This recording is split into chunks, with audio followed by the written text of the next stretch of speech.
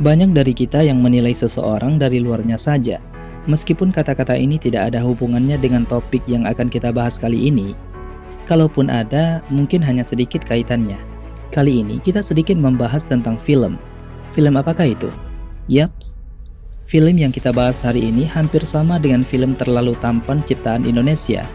Kalau kita mau mencari hal yang mustahil tapi terjadi di dunia, tentu jawabannya adalah film. Seperti film The Time Machine kemarin, di mana ada alat yang bisa mengantarkan kita ke masa lalu ataupun ke masa depan. Dan kali ini, masih dalam genre yang sama, kita akan ngomong santai tentang sebuah film yang tidak masuk akal juga.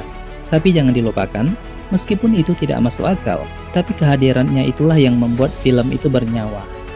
Scene kita mulai dari seorang bayi yang terlahir dengan wajah yang begitu tampan, tapi sayangnya ketampanannya itu bukan membuat orang yang melihatnya senang dan bahagia.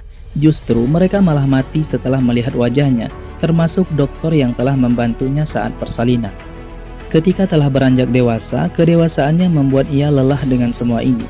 Beliau juga sempat berpikir bunuh diri, tapi rencana itu tidak jadi dilakukan karena seseorang wanita datang menasehatinya, seorang wanita yang tidak dikenalinya. Singkat cerita, Max dan Alec pun mulai dekat. Ia pun saling mengenal satu sama lain. Mereka juga saling curhat tentang penyakit yang mereka hadapi. Max mempunyai penyakit terlalu ganteng dan kegantengannya tersebut sangat mematikan. Sementara Alec, teman wanitanya, punya penyakit langka, di mana ia tidak bisa merasakan bahagia atau marah. Ketika ia mengekspresikan kemarahannya tersebut, akan terjadi peradangan yang membuat jantungnya bengkak. Apakah ada penyakit semacam ini di luar film? Hari demi harinya berteman dengan Max membuat Alec merasa nyaman, sehingga ketika ia mengekspresikan kebahagiaannya tersebut, langsung hal yang tidak diinginkan terjadi.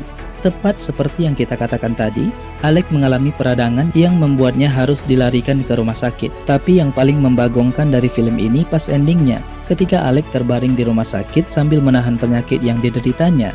Di situ Max datang membuka perban kepalanya bertujuan agar Alec mati dengan tenang.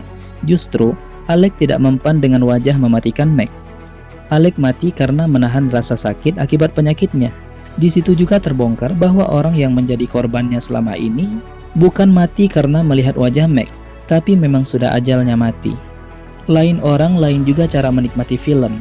Dari yang kita paparkan tadi, mungkin itu gambaran dari filmnya.